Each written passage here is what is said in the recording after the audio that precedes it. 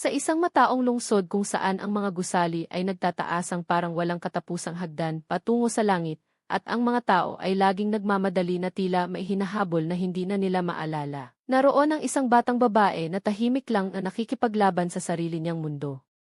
Ang pangalan niya ay Maria Angelica Cruz. 12 taong gulang. Isang ordinaryong estudyante sa pampublikong paaralan. Maliit ang pangangatawan, laging nakaipit ang buhok sa likod ng tainga, at may mga matang tila laging nagmamasid, hindi lang sa nakikita, kundi sa nararamdaman ng mga tao sa paligid niya. Lumaki siyang kasama ang kanyang ina na si Elena Cruz, isang sales lady sa maliit na grocery store, at ang kanyang ama na si Ramon Cruz, isang driver ng jeep na madalas ay kulang ang pasada.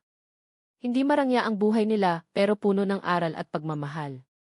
Araw-araw, bago pumasok sa paaralan, dumadaan si Maria sa maliit na panaderya sa kanto. Minsan, bibili siya ng tig-isang pandesal para sa almusal nila ng ina niya. Minsan isa lang, minsan wala, depende sa barya. Ngunit sa labas ng panaderyang iyon, halos araw-araw, may isang matandang babae na nakaupo sa bangketa. Ang pangalan niya, na halos walang nakakaalam, ay si Rosa Villamor. Matanda na si Rosa. Kulubot ang balat, gusot ang buhok, at ang mga mata niya ay parang may kinikimkim na mahabang kwento ng buhay. Nakabalot siya sa lumang shawl kahit mainit ang panahon. Sa harap niya, isang maliit na lata na may ilang baryang kalansing kapag may naglalakad.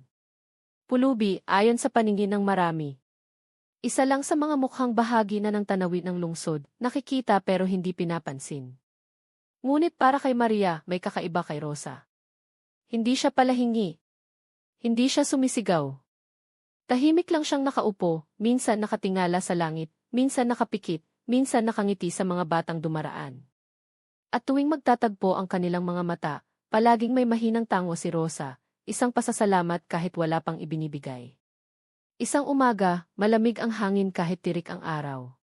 Hawak ni Maria ang paper bag na mailamang pandesal. 3 iyon, isa para sa kanya, isa para sa ina niya, at isa extra, dahil may kaunting bonus ang ama niya noong nakaraang gabi. Huminto siya sa harap ni Rosa. "Tia," mahina niyang tawag. Nagmulat ng mata ang matanda, bahagyang nagulat. "Ay, iha, magandang umaga." Inabot ni Maria ang isa sa pandesal. "Kain po kayo." Nanlaki ang mata ni Rosa. Hindi niya agad kinuha. Parang may alinlangan, parang may takot. "Sa'yo ba yan?" "Opo," sagot ni Maria, may ngiting pilit pero totoo. "May 2 pa po ako." Dahan-dahang kinuha ni Rosa ang tinapay.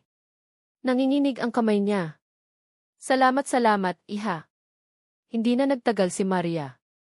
Tumango lang siya at naglakad na papuntang paaralan. Ngunit habang naglalakad, may kakaibang init siyang naramdaman sa dibdib, hindi dahil busog siya, kundi dahil may napangiti siya. Hindi niya alam na ang simpleng sandaling iyon ay simula ng isang kwentong babago, hindi lang sa buhay niya, kundi sa isang lihim na matagal nang nakabaon sa likod ng maruming damit at tahimik na ngiti ng matandang pulubi. Bago pa natin tuluyang himayin ang lalim ng kwentong ito, kung ikaw ay nakikinig ngayon at naniniwala na ang maliliit na kabutihan ay may kakayahang gumalaw ng malalaking kapalaran, samahan mo kami. I-like mo ang kwento kung naniniwala kang maisaysay pa ang kabaitan sa mundong ito. I-share kung may kilala kang batang may pusong mas malaki pa sa kanilang mundo. At mag-subscribe dahil ang kwentong ito ay hindi lang tungkol sa isang batang nagbahagi ng pagkain, kundi sa isang katotohanang unti-unting mabubunyag.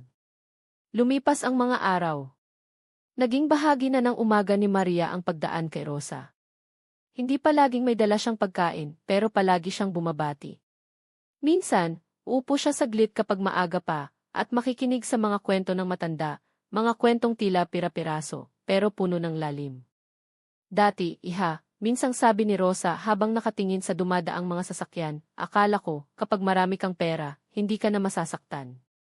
Ngumiti si Maria, inosente. "Totoo po ba?" Napatawa si Rosa, mahina pero may bigat. "Hindi. Mas marami ka lang paraan para itago ang sakit." Hindi maintindihan ni Maria noon. Pero naramdaman niya, may bigat ang bawat salita. Isang hapon, pauwi na si Maria galing eskwela nang makita niyang wala si Rosa sa kanyang pwesto. Walang lata. Walang shawl. Walang anino. Kinabahan siya. Kinabukasan, wala pa rin.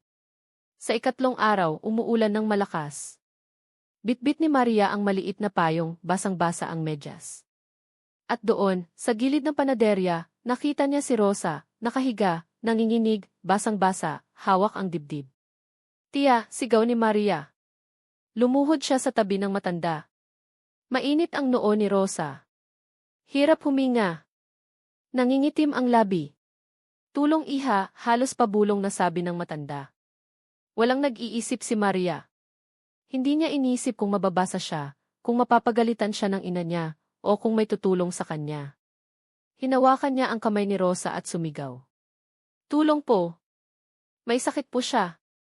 Ngunit ang mga tao nagmamadali pa rin. May ilang tumingin, may ilan umiwas ng tingin. Hanggang sa may huminto. Isang lalaking nakasuit, may payong, may sasakyan sa likod. Tiningnan ang eksena. Tumingin kay Maria. Tumingin kay Rosa. "Anong nangyari?" tanong niya. "May sakit po siya," umiiyak na sagot ni Maria. "Please po, tulungan niyo po siya." Saglit na nag-isip ang lalaki. Pagkatapos, tumango.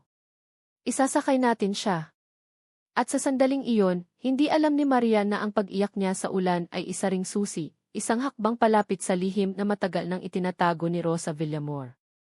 Isang lihim na magpapayanig sa lahat ng akala nilang alam nila tungkol sa pagiging pulubi at pagiging bilyonaryo. Dito muna tayo hihinto. Maingat na binuhat ng lalaki si Rosa, tinakpan ng sariling coat, at isinakay sa sasakyan. Sumakay si Maria sa likod, hawak-hawak ang kamay ng matanda na parang takot siyang bitawan kahit saglit.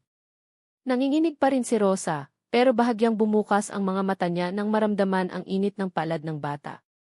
"Huwag kang matulog, tiya," paulit-ulit na bulong ni Maria. "Andito lang ako." Hindi nagsalita ang lalaki habang minamaneho ang sasakyan papunta sa pinakamalapit na pribadong ospital. Tahimik ang loob ng kotse, tanging tunog ng ulan at mabilis na tibok ng puso ni Maria ang maririnig. Pagdating sa ospital, mabilis na kumilos ang mga nurse at doktor. Inilabas si Rosa sa stretcher, isinara ang pinto ng emergency room. Naiwan si Maria sa labas, basang-basa, nanginginig hindi lang sa lamig kundi sa takot. Lumapit ang lalaki at inabot ang tuwalya. "Punasan mo ang sarili mo," sabi niya, banayad ang boses. "Ano ng pangalan mo?" "Maria Angelica po," sagot niya, nanginginig pa rin. "Siya po si Tia Rosa. Palagi po siyang nasa labas ng panaderya." Tumango ang lalaki. "May kamag-anak ba siya?" Umiling si Maria. "Hindi ko po alam. Wala po siyang kasama palagi." Tahimik ang lalaki. Pinagmasdan niya ang batang nasa harap niya, payat, basang-basa, pero matapang ang tindig. May kung anong pamilyar sa tapang na iyon. Lumipas ang halos isang oras bago lumabas ang doktor. "Naagapan po natin," sabi nito. "Severe dehydration, pulmonya, at sobrang pagod ang katawan. Kung naiwan pa siya sa ulan, iba na po ang kalalabasan." Napaupo si Maria sa bangko at napahagulgol. Hindi niya namalayan na may luhang tumulo rin sa mata ng lalaking nakatayo sa tabi niya. "Pwede ko po ba siyang makita?" tanong ni Maria, halos pabulong. Pinayagan siya ng doktor. Dahan-dahan siyang pumasok sa kwarto. Nakahiga si Rosa, may oxygen, may mga tubo, pero mas maayos na ang kulay ng mukha. "Tiya," mahinang tawag ni Maria. Dahan-dahang iminulat ni Rosa ang mata niya. Nang makita si Maria, bahagya siyang umiti. "Akala ko panaginip ka lang," bulong ng matanda. "Hindi po," sagot ni Maria, pinipigilan ang iyak. "Nandito lang po ako." Huminga ng malalim si Rosa. "Salamat sa pagkain sa kabutihan sa lahat." Umiling si Maria. "Konti lang po yon." Napatingin si Rosa sa kisame, parang may binabalikan. "Alam mo ba, iha, matagal na akong hindi tinutulungan ng ganito. Matagal na rin akong hindi tinatawag sa pangalan ko." Tumahimik si Maria. "Ano po bang nangyari sa inyo dati?" Napapikit si Rosa. Parang nagdalawang isip. Pagkatapos, mahina siyang nagsalita. "May mga bagay na hindi ko sinabi kahit kanino." Sa labas ng kwarto, nakatayo ang lalaking tumulong sa kanila.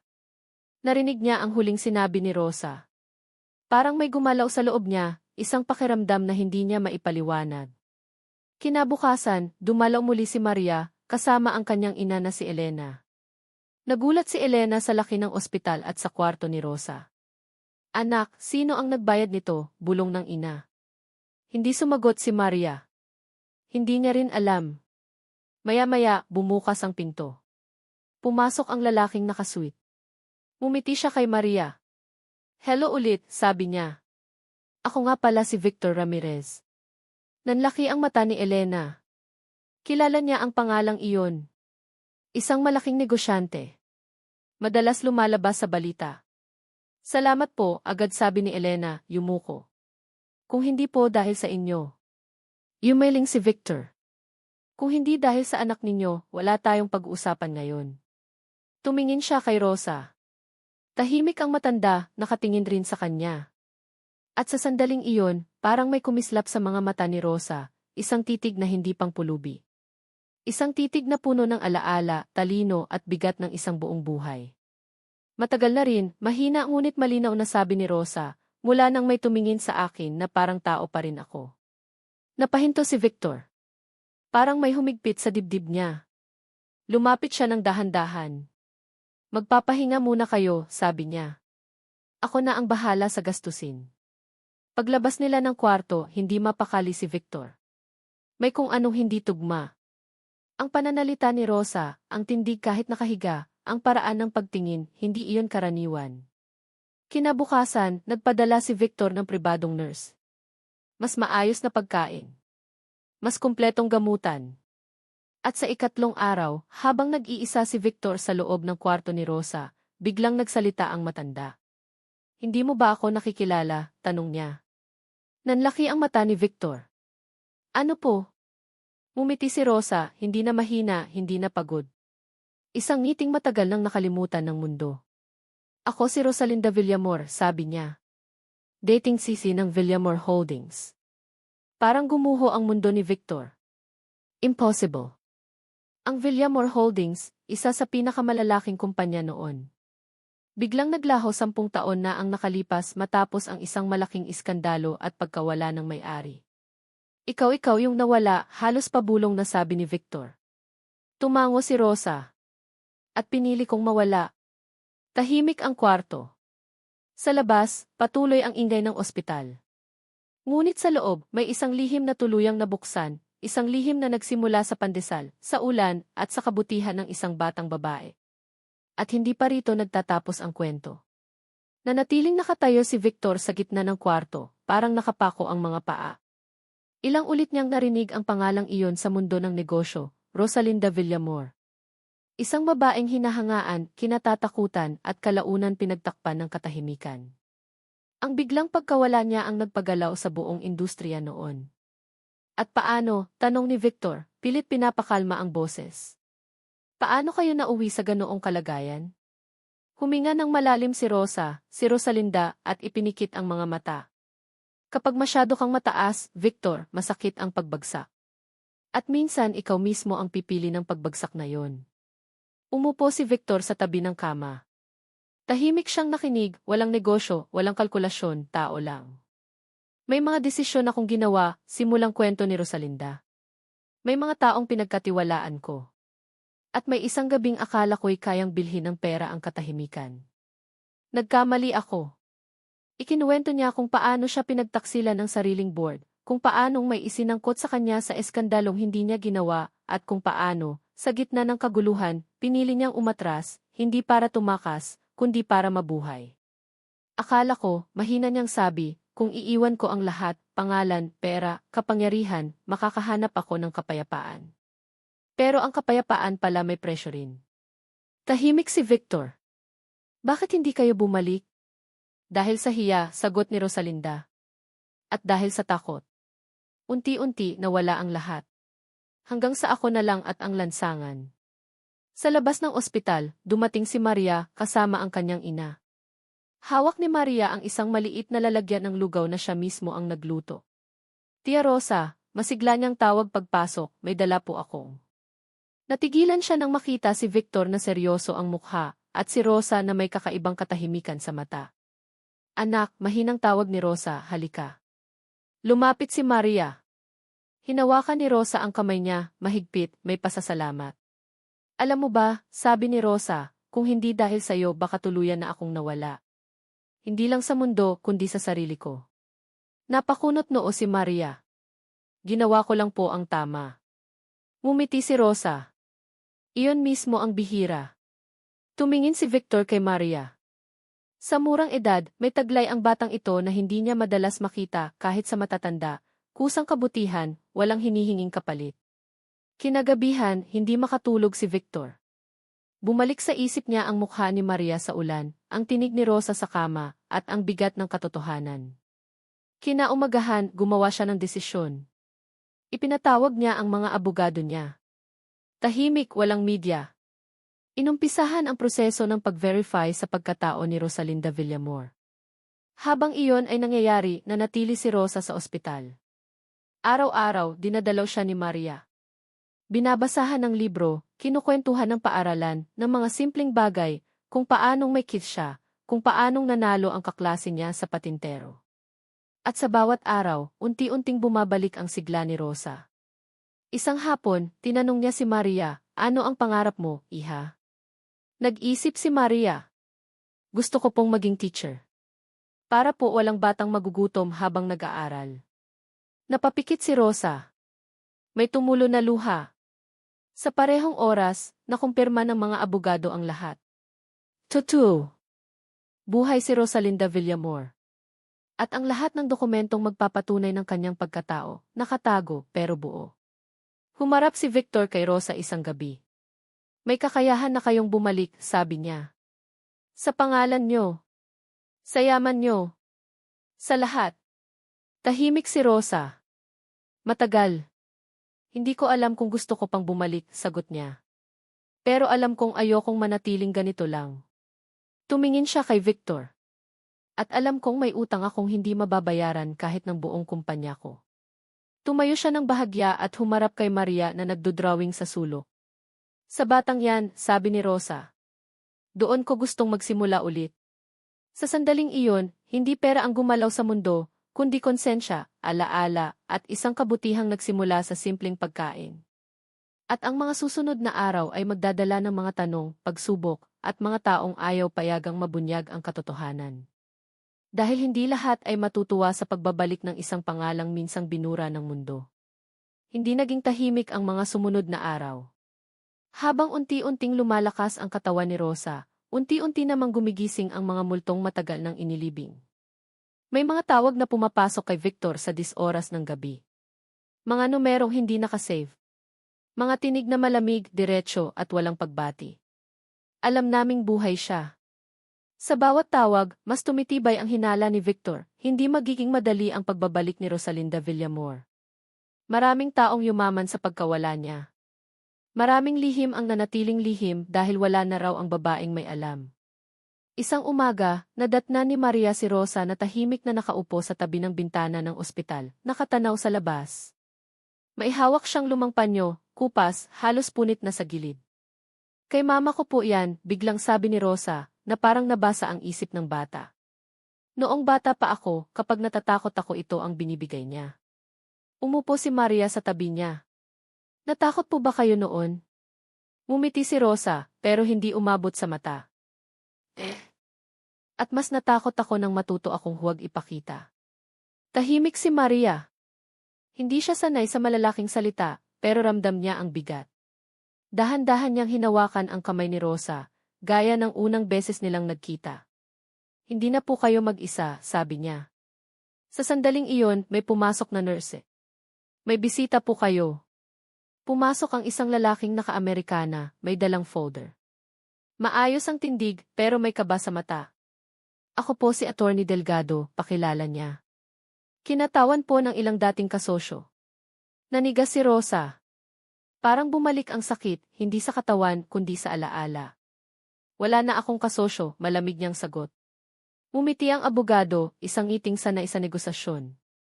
May mga papeles pong kailangang pirmahan. Para sa kapakanan niyo rin. Tumayo si Victor sa gilid. Lalabas muna si Maria, mahinahon niyang sabi. Ayaw sana ni Maria, pero sumunod siya.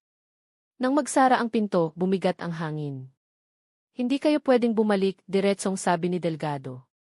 Mas marami ang mawawala kaysa makukuha nyo. Hindi ko hinahabol ang makukuha ko, sagot ni Rosa. Hinahabol ko ang nawala sa akin. Tumawa ng bahagya ang abogado. Ang mundo ay umusad na. Ang pangalan nyo maaaring maging problema. Tahimik na tumingin si Rosa sa kanya. Mas malaking problema ang katotohanang pilit niyong tinatago. Umalis si Delgado ng walang kasunduan. Ngunit malinaw, nagsimula na ang laban. Kinagabihan, bumalik si Maria kasama ang kanyang ina. May dala silang simpleng sopas. Habang kumakain sila, ikinuwento ni Maria ang nangyari sa paaralan, kung paano siya napagalitan ng guro dahil nagbigay siya ng baon sa kaklaseng walang pagkain. Pero hindi po ako nagsisi, mabilis niyang dagdag. Napatingin si Rosa kay Victor. Naririnig mo ba yan? Mahina niyang sabi. Iyan ang uri ng mundo na gusto kong tulungan. Sa unang pagkakataon, gumawa ng malinaw na desisyon si Rosa. Hindi siya babalik para bawiin ang lahat. Babalik siya para itama ang iniwan. Sinimula ni Victor ang paghahanda, isang foundation, tahimik sa simula. Edukasyon. Pagkain. Tulong para sa mga batang katulad ni Maria. Walang pangalan muna ni Rosa. Walang anunsyo. Ngunit ang balita may sariling paa. May mga taong nakapansin. May mga matang nagbabantay. At sa dilim, may mga kamay na handang humila pababa. Isang hapon, pauwi na si Maria galing ospital nang mapansin niya ang mailalaking sumusunod sa kanila ng ina niya. Mabagal ang lakad pero hindi nawawala. Kinabahan siya. Ma, bulong niya, parang may sumusunod po. Paglingon ng ina niya, biglang lumiko ang lalaki sa kanto. Pero sapat na iyon para manginig ang dibdib ni Maria. Kinagabihan, tumawag si Victor kay Rosa. Kailangan nating mag-ingat, sabi niya. Hindi lang kayo ang maaaring masaktan. Tumahimik si Rosa. Tumingin siya sa larawan ni Maria na nasa mesa, isang batang may ngiting walang bahid ng takot, kahit ang mundo ay puno nito. Kung umatras ako ngayon, mahina niyang sabi, ano ang ituturo ko sa kanya? Sa gabing iyon, hindi na natulog si Rosa. Sa unang pagkakataon matapos ang maraming taon, muli niyang sinuot ang kanyang buong pangalan, hindi bilang bilyonaryo, hindi bilang pulubi, kundi bilang isang babaeng handang harapin ang lahat ng nawala. At sa likod ng bawat hakbang niya nandoon ang isang batang babae na minsang nagbahagi ng pagkain, at hindi alam na binuksan niya ang pintuan ng isang himalang hindi na mapipigilan. Dumating ang araw na hindi na kayang manatiling tahimik ang katotohanan. Isang maulang umaga, habang binabalot ng hamog ang lungsod, tahimik na pumasok si Rosa sa isang maliit na conference room sa isang lumang hotel. Walang karatula. Walang kamera sa labas. Ngunit sa loob, naroon ang ilang piling mamamahayag, mga taong matagal nang pinagkakatiwalaan ni Victor, mga taong marunong makinig bago magsulat. Sa isang sulok ng silid, naroon si Maria. Suot ang puting blusa ng eskwela, yakap ang bag na halos mas malaki pa sa kanya. Hindi niya lubos na naiintindihan kung bakit mahalaga ang araw na ito, pero ramdam niya ang bigat sa hangin. Huminga ng malalim si Rosa bago tumayo sa harap. Ako si Rosalinda Villamor, malinaw niyang sabi. May ilang napasinghap. May mga matang nagkakilala. May mga matang nagulat. Ako rin ang babaeng 10 taon ninyong inakalang patay. Walang palakpak. Walang sigawan. Tanging katahimikan, ang uri ng katahimikang nagpapakinig ang lahat.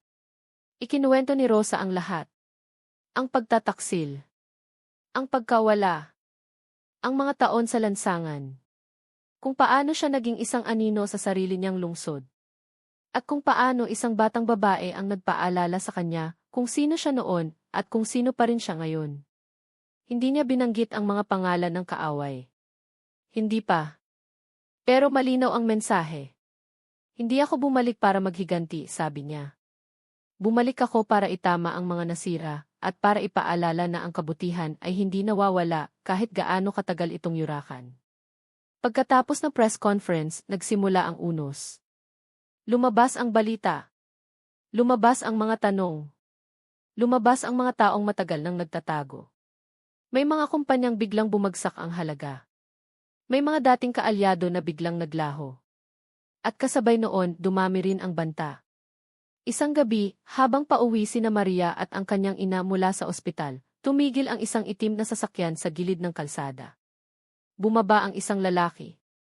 Maria, tawag nito. Nanigas ang bata.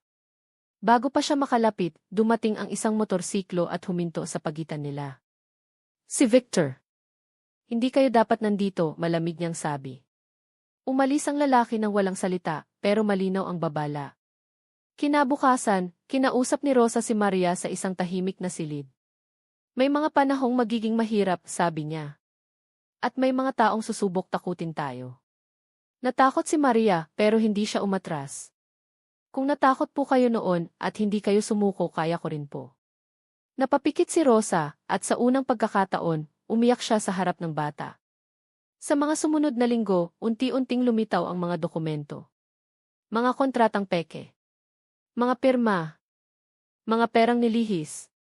Isa-isa, bumagsak ang mga pader ng kasinungalingan. Ngunit may kapalit ang katotohanan. Isang gabi, nasunog ang isang lumang bodega na konektado sa foundation ni Rosa. Walang nasaktan, pero malinaw ang mensahe, umatras ka, o mas lalala ito. Sa gitna ng usok at abo, nakatayo si Rosa, tahimik, nanginginig ang kamay. Dumating si Maria at hinawakan ito. Hindi po ba kayo susuko? Tanong ng bata. Tumingin si Rosa sa kanya, sa batang minsang nag-abot ng pagkain ng walang inaasahan. Hinding-hindi, sagot niya. At sa sandaling iyon, tuluyan nang nagbago ang laban. Dahil ang kwentong ito ay hindi na lang tungkol sa isang lihim na bilyonaryo, kundi tungkol sa kung paano ang isang simpleng kabutihan ay kayang magsimula ng apoy na hindi na kayang patayin ang takot. Dumating ang araw ng pagdinig na tila mas mabigat pa kaysa alinmang unos na dinaanan ni Rosa sa lansangan. Maaga pa lang, puno na ang korte. May mga taong nakasuot ng mamahaling Amerikana, may mga abogado na seryoso ang mukha, may mga mata na nagmamasid kung sino ang kakampi at sino ang kalaban. Sa labas, may iilang mamamahayag pero walang sigawan, parang ramdam nilang hindi ito karaniwang kaso. Sa loob ng silid, nakaupo si Rosa sa tabi ng kanyang abogado. Simple lang ang suot niya. Walang alahas. Walang bakas ng pagiging bilyonaryo. Kung may hindi nakakakilala, iisipin nilang isa lang siyang karaniwang saksi. Sa likod, naroon si Maria, kasama ang kanyang ina. Tahimik ang bata pero tuwid ang likod. Hindi siya umatras. Ayaw niyang umatras. Nang tawagin ang pangalan ni Rosa, tumayo siya. Sa bawat hakbang papunta sa harap, bumabalik sa alaala niya ang mga taon ng gutom, ang mga gabing natutulog siya sa karton, ang mga panahong tinawag siyang baliw, palaboy, walang silbi. At ngayon, narito siya, hindi para ipagtanggol ang kayamanan, kundi ang katotohanan. Ikaw ba si Rosalinda Villamor? Tanong ng hukom. Opo, malinaw na sagot ni Rosa. At ako rin po ang taong pinilit burahin sa mga record ng kumpanyang itinayo ko. Isang bulungan ang kumalat sa silid. Ipinakita ang mga dokumento. Mga lumang papeles na may pirma niya na pinabulaanan noon bilang peke. Mga bank record. Mga kontrata ng ari-arian na biglang napunta sa iba matapos ang kanyang pagkawala. Isa-isa niyang ipinaliwanag, hindi galit, hindi pasigaw, kundi parang nagkukwento lang ng katotohanang matagal nang naghihintay ng tinig. Bakit ngayon ka lang bumalik? Tanong ng kabilang abogado, may bahid ng pangungutya. Tumigil si Rosa sandali. Tumingin siya sa likod kay Maria. Dahil may batang babae na nagpaalala sa akin na may halaga pa rin ang kabutihan, sagot niya. At kung may batang kayang magbahagi kahit wala na akong dahilan para manahimik. Tinawag si Maria bilang saksi. Nanginginig ang kamay ng bata habang humahawak sa mikropono. Ngunit nang magsalita siya, malinaw ang boses. Hindi ko po alam na bilyonaryo siya, sabi ni Maria. Akala ko po, gutom lang siya. At kapag may gutom po, tinutulungan. Tahimik ang korte. Walang pumalakpak. Pero may mga matang napayuko. Sa hapon ding iyon, may inilabas na pansamantalang desisyon. Ibinigay kay Rosa ang karapatang pamahalaan muli ang malaking bahagi ng kumpanya habang nagpapatuloy ang investigasyon. Isang malaking dagok iyon sa mga taong nag-akala na tuluyan na siyang nawala. Ngunit kasabay ng tagumpay, dumating ang pinakamalaking pagsubok. Kinagabihan, tinawagan si Rosa ng ospital. Naaksidente ang ina ni Maria. Nasa ito, duguan, halos walang malay.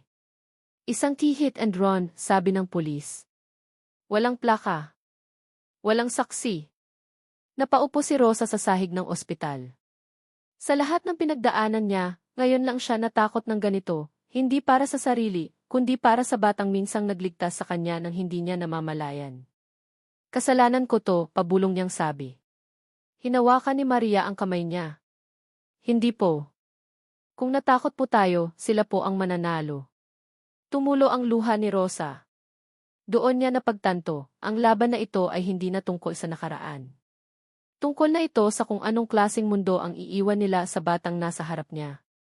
Ginamit ni Rosa ang lahat, hindi para gumanti, kundi para magprotekta. Pinalakas ang seguridad. Ipinagpatuloy ang kaso. Hindi umatras. Pagkalipas ng ilang linggo, may naaresto. Isa sa mga dating kasosyo. Lumabas ang koneksyon. Lumabas ang motibo. Unti-unting bumagsak ang mga taong akala ay untouchable. At sa wakas, isang umaga, nagising si Maria sa silid ng ospital na may ngiti ang ina niya. Mahina pero buhay. Nanalo po tayo, tanong ng bata.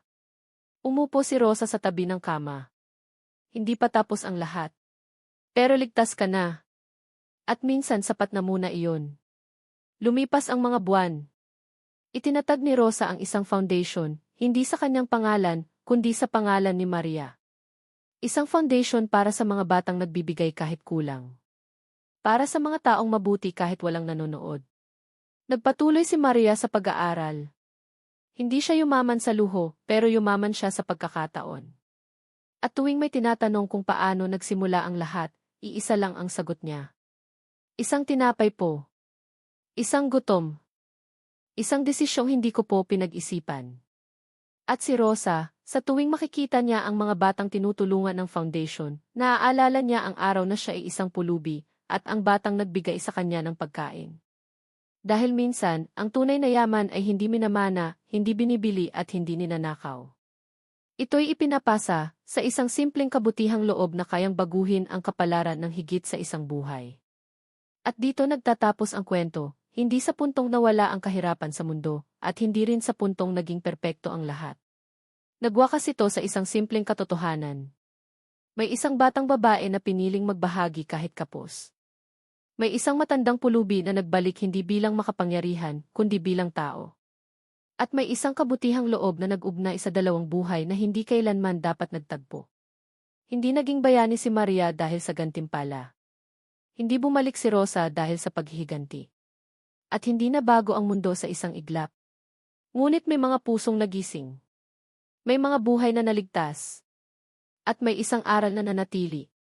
Na minsan, sapat na ang isang maliit na kabutihan, isang tinapay, isang sandali ng malasakit, para magsimula ng himala. At kung may dadalhin ka man mula sa kwentong ito, sana ito iyon.